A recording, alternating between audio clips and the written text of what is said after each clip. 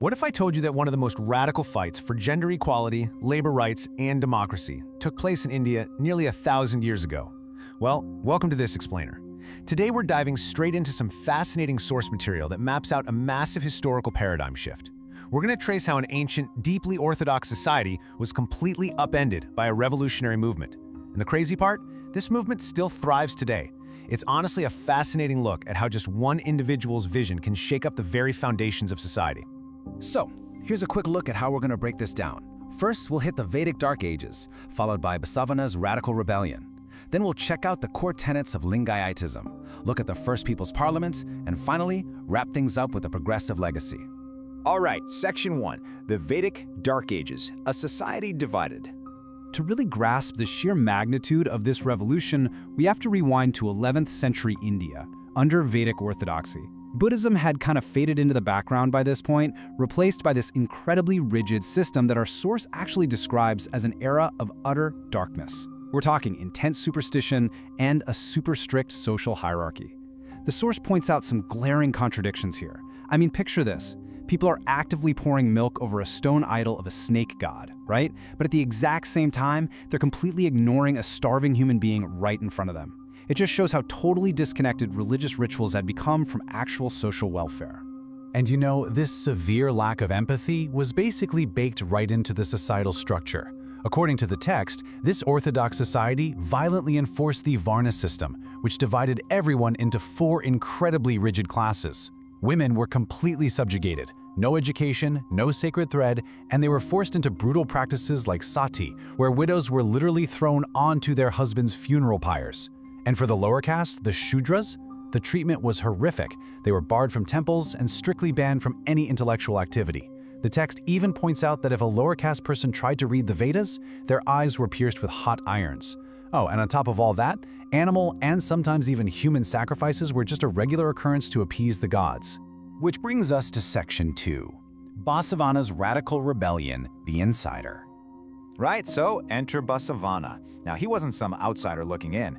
Actually, he was born into the highly privileged Brahmin priestly class. He had a front row seat to this whole setup. But instead of just reaping the benefits, he saw the profound oppression happening in the name of religion, and he decided to tear the whole system down from the inside. And the timeline here is absolutely mind-blowing. A full 300 years before Martin Luther famously sparked the Protestant Reformation over in Europe, Basavanna was preaching the exact same radical idea right here in India. He flat out declared that you do not need a priest, no middleman whatsoever, to reach God. Honestly, because of this, the source text argues that Martin Luther should probably be called the Basavanna of Europe. How crazy is that?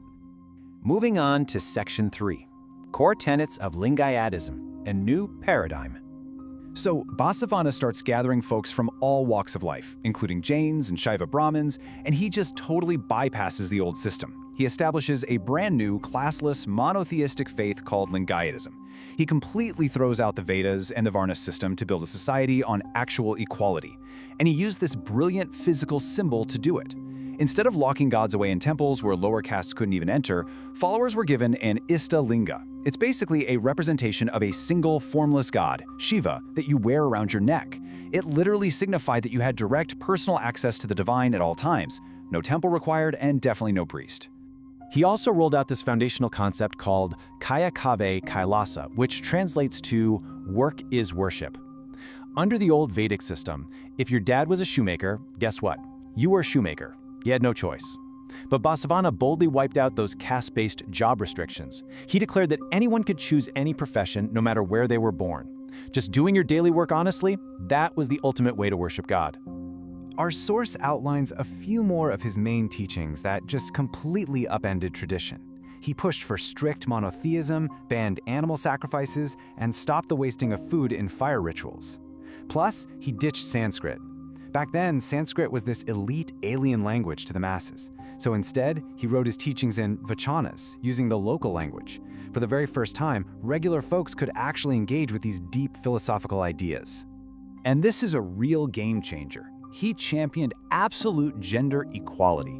In his new society, women gained the right to wear the sacred thread. which was previously a VIP pass only for upper caste men. They could remarry if they were widowed, and they were actively involved in societal decision-making. Astonishingly, he basically banned the brutal practice of sati a full 500 years before the British finally made a law against it in India. Okay, Section 4, the First People's Parliament, institutionalizing equality.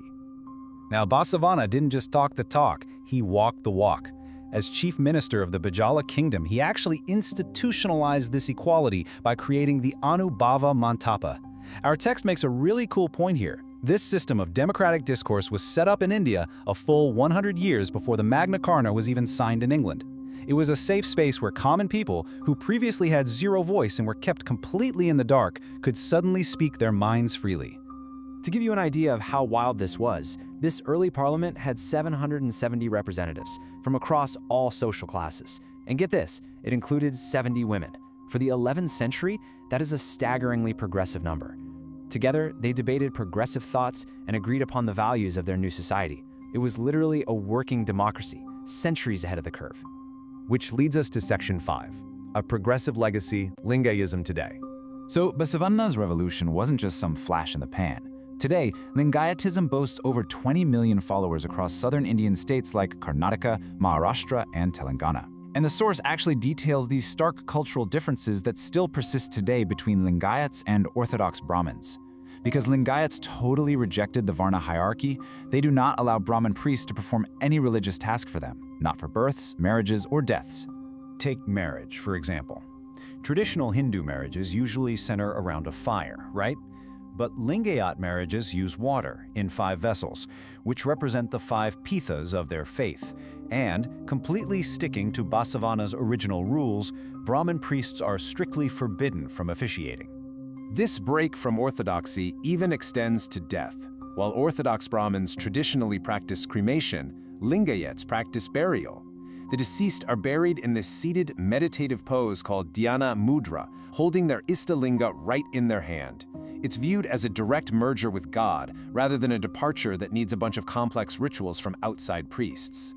And when it comes to the afterlife, the source explains that Lingayats entirely reject the Vedic idea of a physical heaven and hell, or that whole 84 yoni reincarnation cycle.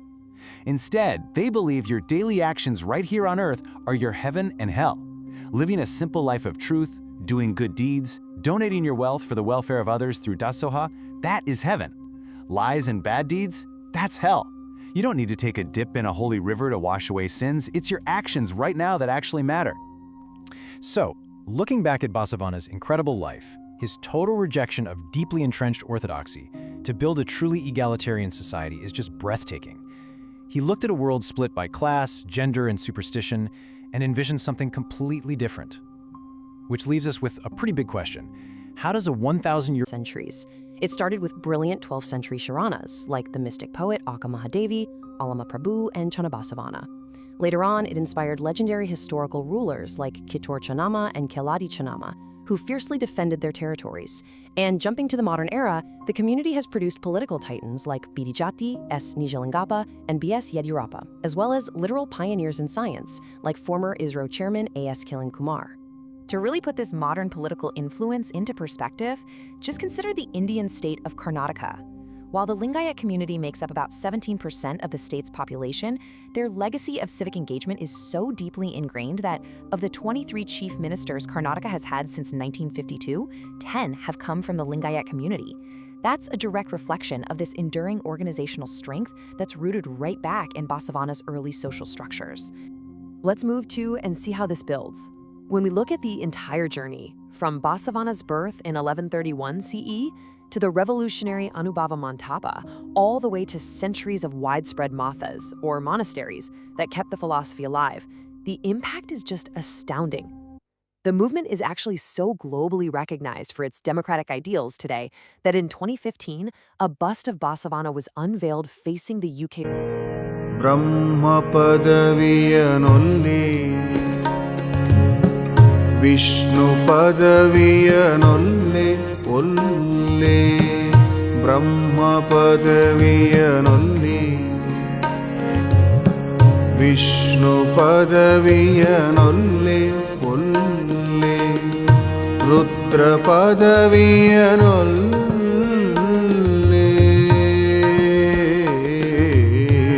ಬ್ರಹ್ಮ ಪದವಿಯನೊಲ್ಲೆ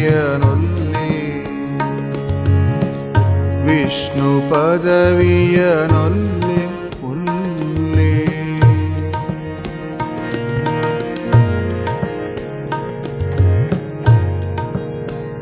ನಾನು ಮತ್ಯಾವ ಪದವಿಯನೊಲ್ಲೆನಯ್ಯ